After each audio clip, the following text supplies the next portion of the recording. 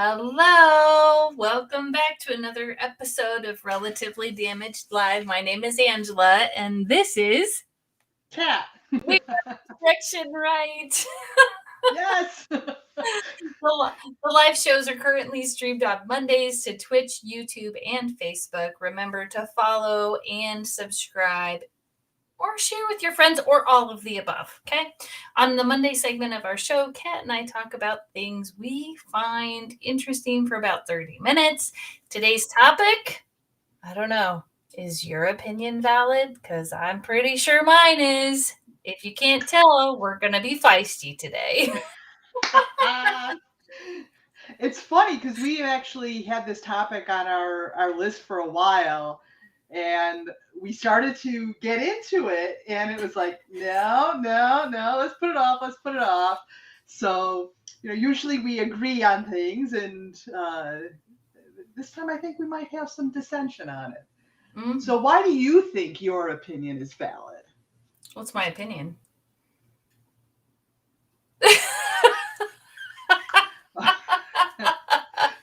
Well, okay. So that is the nature of opinions. Uh-huh. It is an opinion. And I think what we were kind of getting into is, yes, everybody has a right to their opinion. Right. Or I should say your opinion is valid in terms of, it's your right to have an opinion. I think for me, is that an absolute right? To have my own opinion? Is it everyone's right to have their own opinion? I think that's what you're asking, right? Mm-hmm. Okay. So I have this belief that I live in here. Like I have, this is kind of funny.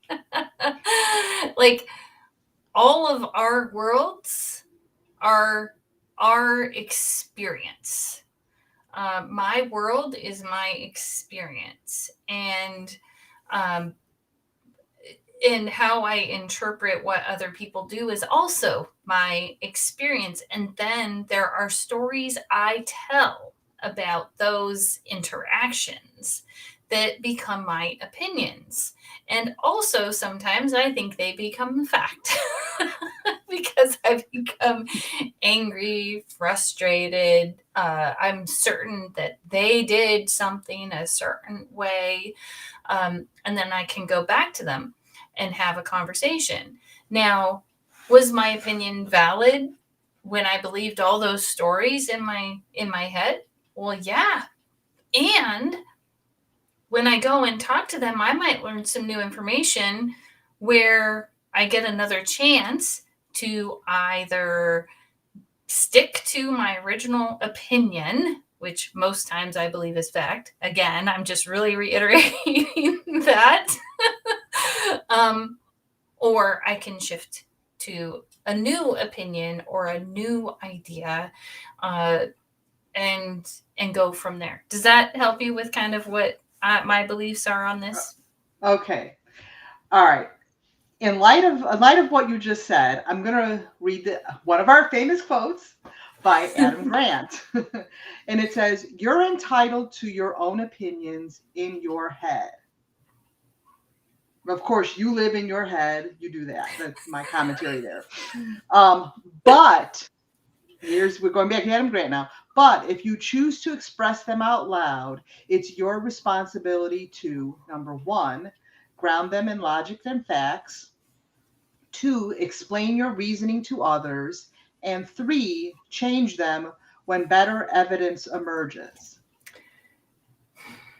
And when he put this up, he actually said, I reserve the right to change my mind on this. Yeah, and I'm not certain I agree with it 100%. Because, you know, if it exists in my head, if my opinion exists in my head, and if I choose to express it, I don't have to ground it in logic and facts. Why would I have to ground it? What would be why? It's my opinion. It and and that would just be if I wanted maybe to bring someone else to my side, I think. I see you have something to say, so I want to give you. Well, see that I think the key here to this thing, if you choose to express them out loud, um, and you and I can have this conversation, and we can talk about certain things, like we've talked about, this happened, and this is how I see it, and we've had these conversations where we say, well, wait a minute, let's take a step back, Mm-hmm. because where is that experience coming from? And so it's coming from this place. It may come from an emotional place. It may not have that fact. I may not be keeping in mind what's going on with the other person. And the idea is, when we talk through that, it's having that curiosity about really what's going on with inside myself, what's going on with the other person who could be involved with. It's having that open mind to be able to have a discussion about it, and to be able to um, change my mind about something. But if you're not Right. open to change your mind, you're like, this is the reality, and it's absolute, and that's my opinion, and I'm entitled to it. You know, where where does that get you? Well, I well again, I think here we go. Is it nice if I ground it in logic and facts? Is it nice if I explain my reasoning? And is it nice if I change my opinion when better evidence emerges? Yeah, that's nice, but no one has to do that. That I mean, like, to me, when I read this quote, because I love Adam Grant. I don't know how many of you guys know that. I really do love the research he does. Um, to me, I read this as, here is an instruction manual, and you must follow these rules if you have an opinion. And while it is helpful for better communication to have these other things going on, right? These tools, I don't know that it's I don't want to hold on to it as a hard and fast rule, because as soon as I hold on to this as a hard and fast rule, I'm going to go around. This is just me, because I am Angela. With this idea that, well, you didn't ground it in logic and facts, you didn't, explain your reasoning, and better evidence has emerged, and therefore you must change your mind, right? Like, I get into this, I'm right and you're wrong from an opinion. What and I get that. I think we all fall into that trap. Um, and it's real interesting. So I've been reading this book by David McRaney, You Are Not So Smart. Okay, I concede I'm not. You're right. No. Now, I'm not calling you out, but it talks about all these different kinds of biases that we have, and the things that we tell ourselves, and the real kind of truths behind them. Mm-hmm. And we become entrenched in those ideas. And I really think what Adam Grant is trying to get to in that quote is to say, all right, you form an opinion, and it's your right to form that opinion. But I think it's going a little further. And again, I just pulled the quote. I didn't see the context of it, but I'm thinking, in a civil society, we don't live apart. Yes, you have your own little Angela bubble there, and you can think whatever you want inside your little Angela bubble. It's Thank like you. I can think of Thank you, what Kat. I want inside my cat bubble. Okay. Um, but when we come together, okay, and the idea is that human beings, I think, are social creatures. So if we come together and we start having this this discussion, Okay. And not necessarily about something inane like, the sky is blue or it's cold outside or something like Oh, that. we can have an opinion about that now? Because Well, we can, I guess. you I'm know, sorry, this is me being feisty. but let's talk about, things that um we're talking about, different societal issues. Yeah. We can No, always go to our favorite thing. And the thing is that when we come together, we have that, if you just say no it's this way and I say no it's that way, we're never going to come together. And I think that's what he's trying to say. When you express it to others, you have that responsibility, because you have that responsibility to be a member of society and to interact in that way. right. And I think that actually Jan was here, and I'm not sure if he's still here, but this is what he said. There's an old adage that opinions are like blank holes. Everyone has one. But to And they Kat's, all stink. they do.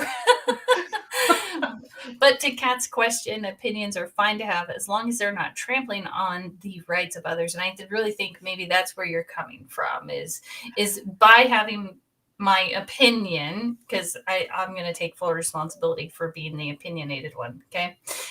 By me having my opinion, um, it could impact other people. In fact, I think it does, right? Like, no matter what my opinion is, if I start sharing that opinion with other people, then chances are they will take it on as their, they will take it on as their, as fact. And it was just oh, good, Jan, I'm so glad you're here. And it was just an opinion. I don't know, just an opinion is a good way to talk about opinions, but because they seem um small and not important. And yet I think there's a book I read many years ago called On Bullshit by Frankfurt. I think Mm-hmm. it's Harry. And then he actually had to write a second book because while he had written it as like a farce, right? Like, we need more bullshit in this world, jokingly, like from a sarcastic perspective. Many people read it as if it was true and factual. And so he wrote another book called On Truth.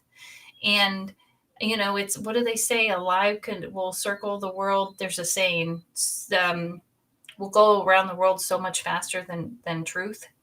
Mm-hmm. So and I think opinions can also fit into that box. But like I said earlier, I get nervous when it comes to saying, that people, that people aren't entitled to their opinion. They can have their opinion. I don't have to buy into it. I don't have to believe it. But also, it can also still cause trouble. Does that make sense? Absolutely. And here's where I think that the trouble calls, and that's comes into play. And that's where I think the responsibility. I This is my opinion. I am a firm believer that with rights comes responsibility.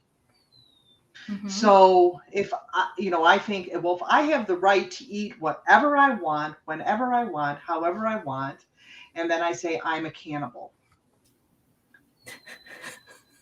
I mean, it's absurd. Okay, So, okay. Go with it. so I'm a cannibal and I want to eat you. So I know it's Jan said absurd. bingo, Exactly. So my right to be a cannibal would infringe upon your right to life Right. and to bodily autonomy and all of that kind of stuff. Okay. So Okay. so that's what I'm saying, and I'm taking a very extreme, absurd example because, Mm-hmm. just for the record, I am not a cannibal. I have no desire to eat people. But I But am opinionated. I am when it comes to this. So That's where the responsibility comes in, though. I have a responsibility to be a member of society and to come to a set of common rules. That's why we have rules and laws, to promote the general welfare Mm-hmm. of our society.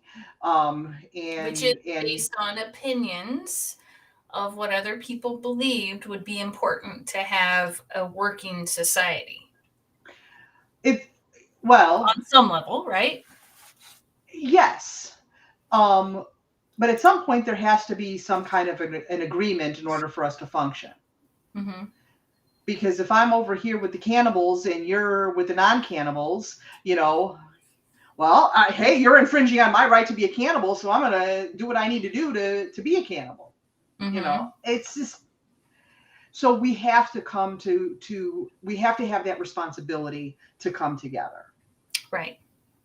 So you could disagree with me on that, Well, and I'm if fine. I'm entrenched in that opinion. yeah, if we want to live in peace and harmony, I think we do. But I also think there are probably people out there who that's not their desire. Maybe but again, we're coming. I mean, I think probably I'm thinking of like psychopaths or things like that where there is no empathy. There is no, hey, let's come together. There is no coming from love because it's not experienced the same way, right? Like,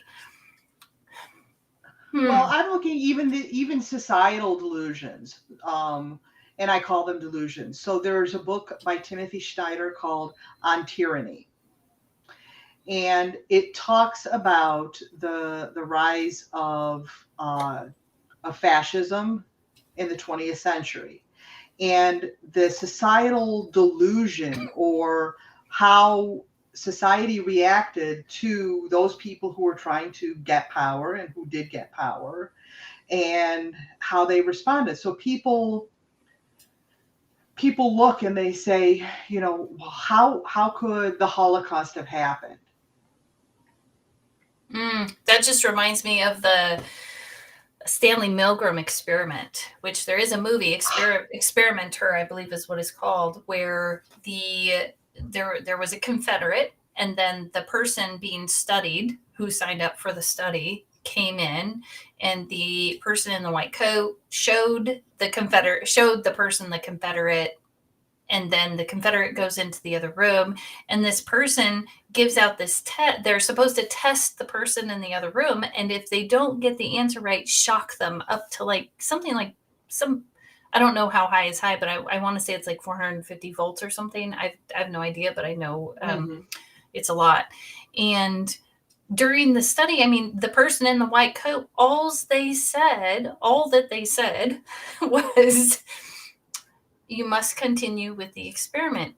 If the person questioned whether or not, like, do I really need to shock them? There was no instruction. There was no yes. There was no, just you need to continue something, like you need to continue with the experiment. Little did they know continuing with the experiment was yes or no, right? Like, and then it was cut short because these people really believed they were injuring someone in the other room, and it only took a person in a white coat saying you need to continue, but people not thinking, like in that high stress situation, that they even had another choice. So I just really wanted to bring that up because I think it's an important lesson.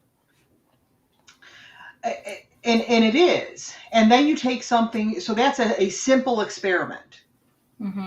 Okay. Then you take something in a real live experiment, i.e., real world, and you start doing campaigns of disinformation. And then if anybody calls out your disinformation, they're false media. Right. Or they're false. So you start accusing them. Where we're going. No, I'm not trying to go there as much as I'm trying not to go there. Yeah. Well, it is like whitewater rafting, where if you look at the rock, you will inevitably hit the rock. Like it for me, it's like trying to avoid it. I look at it, and so I hit it. Well, here, in this book, there are all kinds of things that we think. So, like confirmation bias. Right. So, confirmation bias is the misconception is your opinions are the results of years of rational, objective analysis. That's not true, though, right? Right. The truth is, your opinions are the result of years of paying attention to information that confirmed what you believed while ignoring information that challenged your preconceived notions. Right. So So if let's oh, go back in history a little bit. So Ronald Reagan famously talked about the welfare mothers. mm-hmm. So that was over 40 years ago. So for 40 years ago, there is this preconceived notion that all the people who are on welfare are African American, poor, unwed mothers looking to game the system. Right. And the reality of that is so far, it is so incorrect. Right. When you look at the statistics and you actually look at the information. But because somebody in power, Mm-hmm. and he did that because he was trying to get votes, he was trying to get in power and being able to do that. So he created this story.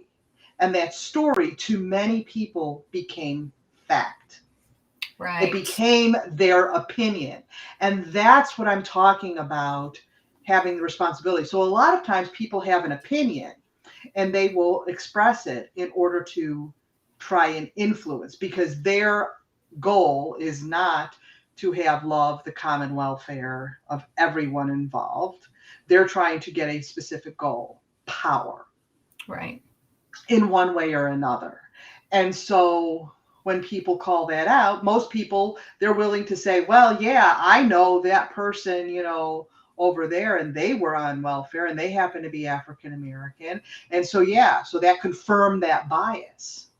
Right. It puts it into a bucket. And just to even simplify it even more, I think what confirmation bias is if we just look around the room we're in or wherever it is right now and look for anything the color brown. And just look, give you a second. Let me just ask you, was there anything that maybe was not quite brown that you turned brown? I mean, No, I got a or lot of brown things in here. but but the point is like I have these like I have some frames in my room that probably are not quite brown, but they were brown enough for me to Ah, decide they were brown. And I think that's what happens with confirmation bias, right? Because they have like a goldish bronze, but there's some brown in it. I mean, I don't. Bottom line is, what I'm trying to say is, in my mind, while they were not just brown, the confirmation bias side of me says, well, they're brown enough to fit into this bucket, which I think is what you're trying to say happens with confirmation bias. It's close mm-hmm. enough, and our brains do it automatically, right? So Right. being open to being disproven, once I've decided, and we can get into what decisions are, right? Once I've decided to own that opinion, I'm in real trouble because chances are I am going to dismiss anything that could possibly show me I'm wrong. Even you could Correct. show me all kinds of information about um, the color brown or whatever. You can fact check me. I'm not going to buy into it. I'm going to say, but this and this and this and this and this, and I'm going to come from the other side. It could turn really ugly if you think about it. Yeah. Well, here's another thing. So this is the availability heuristic. The misconception is with the advent of mass media, you understand how the world works based on statistics and facts culled from many examples. So take this example. Anybody should have, if they were really interested, should have gone and looked at those facts. We didn't have the access that we do today, but we did have libraries, and libraries are wonderful places, and all that facts was there in the 80s. I know for a fact. But the truth is, you are far more likely to believe something is commonplace if you can find just one example of it. And that's exactly what Reagan did. You're far less likely to believe in something you've never seen or heard of before. So you find that one example, and everybody, most people know of one example. So it's like, oh, okay, so Reagan said this, and so many people believed it because they found that one example. Right. And the other thing I just really want to point out is we don't have to believe the other person's opinion. Like a lot of times I think we do take it on and not investigate. I can really only speak for myself. I take it on and I don't investigate because it's too much work. And heaven forbid, I mean, all the stuff you have to read, the confusing numbers you have to look at. I mean, why, and a lot of times the way these things are worded, like just to be a scientist, you have to know a whole other language anyway. Yes. Well, now here's the interesting thing. So this all goes back on, again, our having our opinions to ourselves, but the kinds of things that we have to guard against. So the argument from authority, the misconception, you are more concerned with the validity of information than the person delivering it. Right. That would be a value, though. Like if I live that value, right? Well, no, let's say, and I don't want to get into the virus, but just say Dr. Fauci comes on. He comes on and he's the example out there. So, Dr. Fauci says it must be true. Right. Okay. So, and then people, some people don't get anything more of it, Right. But then my values say, I want to go check it. Got it. Well, the truth is the status and credentials of an individual greatly influence your perception of that individual's message. So you're not listening maybe to what he's saying. You're like, oh, Dr. Fauci says it, so it's okay. Right. Because that's what you're doing. That's where the truth is you're just, okay, he's saying this, it's okay. So at that point, it's still an opinion. It's not, it's all opinions, but I haven't done any research. Exactly. And that's kind of the point, is to say, okay, this is one man's opinion. Now, granted, it is based that he is an authority in that. And whether or not you decide to believe that is, again, you have to check, are other authorities in agreement with him? Go ahead. Right. If I don't understand what he's saying, right? Because I also believe that authorities can start to lean on each other and get stuck in confirmation bias. And then because scientists do, right? So then we get into the trouble of, well, now we have skewed science because everybody started going, we're going to, going with their confirmation bias, whether they realized it or not. So I think on some level, sure, your opinion's valid and it still might be wrong. Right. Well, and I think, again, this goes to, I think we agree that your opinion is valid. When I think where we have a little bit of a disconnect here is, what responsibility do we have when we state what our opinion is? What kind of influence do we have? What kind of responsibility do we have when we are saying these things to people? I find a lot of things on social media where people say this stuff, and I always want to ask, where's your source? Where's your source? Because I want to be that kind of person who is thoughtful in stating what my opinions are and being able to base them in fact insofar as I can. I mean, obviously, like, here's a silly example. Some people love cilantro, some people hate cilantro, because for some people it tastes like soap. I happen to be a cilantro lover. But I can understand if you think it tastes like soap, you might not like it. Right. And Um, that's okay. No one has to like right. it. I think But but if I were to say, oh, don't eat that cilantro because it tastes like soap, you'd be yeah, like, again, I think go it's ahead. you have to have your own experience of it. And Right. the experience of things could be as simple as trying something, trying cilantro, or it could be as complex as really taking the time before I'm forming an opinion.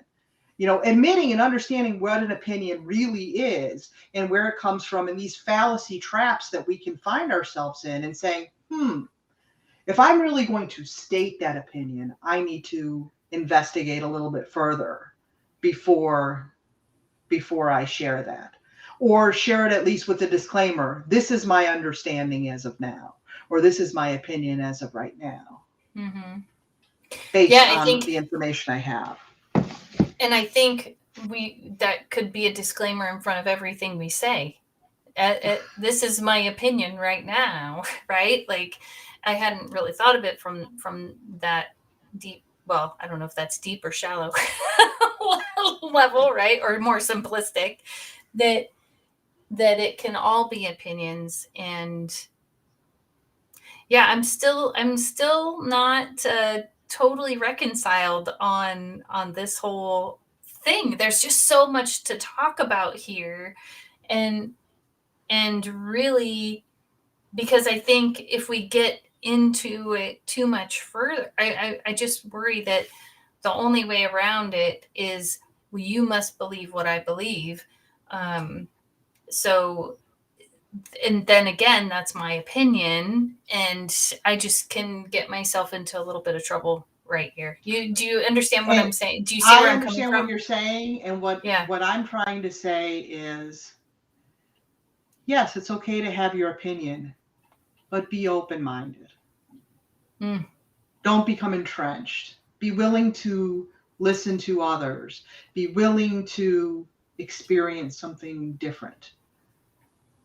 Be yeah. willing to see the other person's point of view. So, have your opinion. Just don't close your mind. Be curious. Thank you so much, Kat. Well, Thank we are you. past our 30 minutes today. You know what? I'm trying to think of the closing. You're Angela, and I I'm Kat. I am. I'm Angela, and that is Kat. And there is also a Relatively Damaged podcast you can listen to wherever you listen to your podcasts, where I interview amazing guests that have overcome some sort of struggle and how they found hope and healing. Lots of opinions on that podcast. You can find us everywhere. We'll see you next week. Thanks again.